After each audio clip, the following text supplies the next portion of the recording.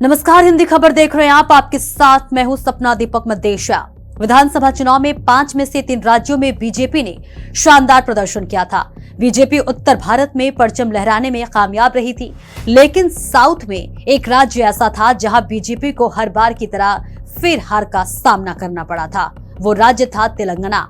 BJP को कांग्रेस ने करारी मात देते हुए तेलंगाना से बाहर कर दिया था।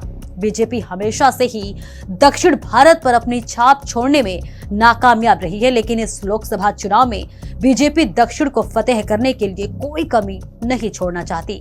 बीजेपी के लिए अब की बार 400 पार और तीसरी बार मोदी सरकार का नारा साकार करने के लिए दक्षिण भारत में जीत और भी ज्यादा महत्वपूर्ण हो जाती है। इसलिए उन्होंने एक ऐसे शख्स को दक्षिण फतेह मिशन पर भेजा है जिसने विधानसभा में बीजेपी को एक ऐसे राज्य में जीत दिलाई थी जिसकी उम्मीद शायद भाजपा को भी नहीं थी।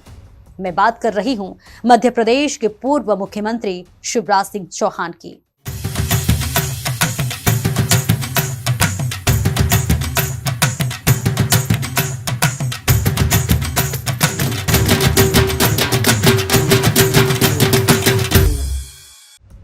शिवराज सिंह चौहान 18 और 19 जनवरी को केरल दौरे पर थे।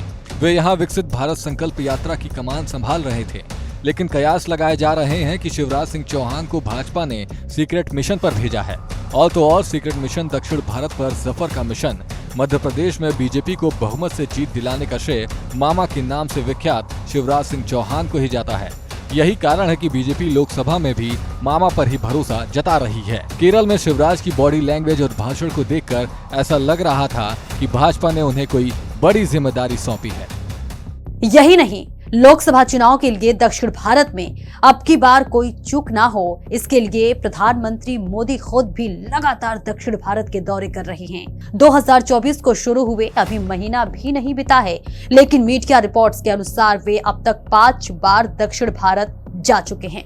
वहीं दक्षिण के राज्यों को करोड़ों की सौगात भी दे चुके हैं।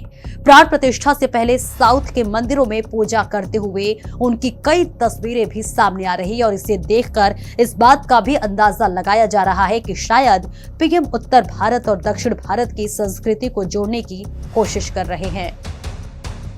रामेश्वर में पीएम ने भव्य रोड शो किया, जिसमें जनता का खूब समर्थन मिला। जनता को कई सौगात भी दी। यही नहीं, पीएम मोदी तमिलनाडु के तिरुचिरापल्ली में रंगनाथ स्वामी मंदिर जाने वाले देश के पहले प्रधानमंत्री बने। प्राण प्रतिष्ठा से पहले जब से अनुष्ठान शुरू हुआ है, तभी से पीएम मोदी लगातार मंदिरों में पूजा कर रहे हैं। वे यम नियमों का कठोरता से पालन कर रहे हैं। उन्होंने जल अन्न का त्याग कर दिया है। पीएम मोदी नारियल पानी का सेवन करते हैं और ब्रह्म मुहूर्त में जागते हैं, लेकिन इसके बावजूद भी वो अपने सभी काम रूटीन के हिसाब से ही पूरा कर रहे हैं।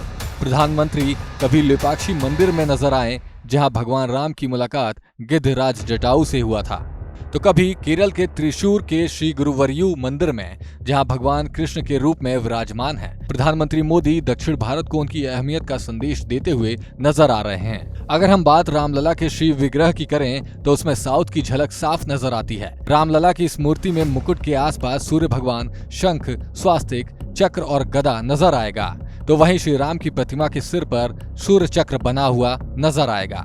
सियासी गलियारों में चर्चा है कि श्री राम के श्री विग्रह में साउथ की कारीगरी झलक यूं ही नहीं है, यह भी दक्षिण और भारत को जोड़ने का एक प्रयास है।